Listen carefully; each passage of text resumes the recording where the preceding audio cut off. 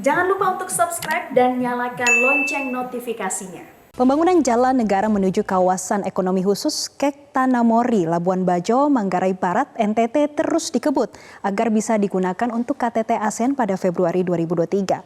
Namun pembangunan jalan ini menyisakan masalah karena banyak rumah warga maupun areal sawah yang digusur tanpa ganti rugi.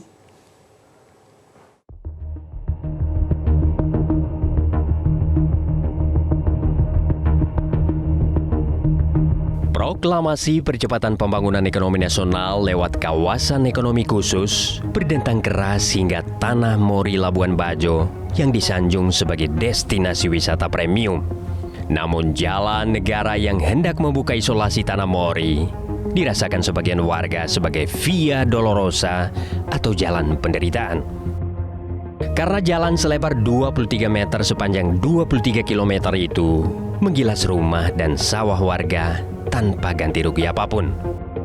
Salah satu warga kampung Cumbi, Desa Warloka, Kecamatan Komodo yang rumahnya tergusur, Victor Frumensius mengaku terpaksa tinggal di tenda darurat bersama keluarganya karena tidak memiliki dana lagi untuk membangun rumah baru. Victor masih berharap ada bantuan rumah untuk keluarganya.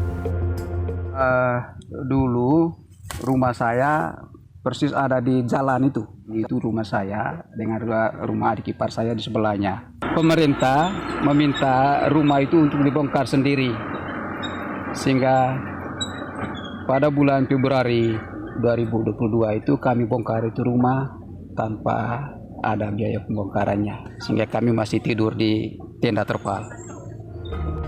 Namun Camat Komodo Yohanes Rinaldo Gampur menyatakan jalan ini awalnya tidak melewati tengah kampung untuk menghindari kerugian warga, terutama di kampung Cumbi, Desa Warloka.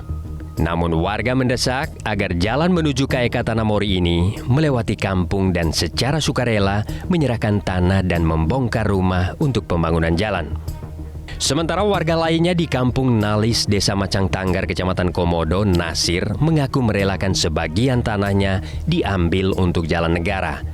Namun keberatan jika rumahnya ikut tergusur tanpa ganti rugi atau kompensasi. Ukurannya mereka batasnya sampai di ruangan depan rumah ini. Ini yang saya tunjukkan ini. Dan kami merasa keberatan. Misalnya rumahnya jadi dibongkar, kami bukan ada lagi rumah baru untuk kami tinggal, dan kami mau tinggal di mana? Jalan sepanjang 23 km dengan lebar 23 meter ini melintas di 4 desa, yakni Desa Gorontalo, Macang Tanggar, Warloka, dan Desa Golomori dengan total dana 525 miliar rupiah.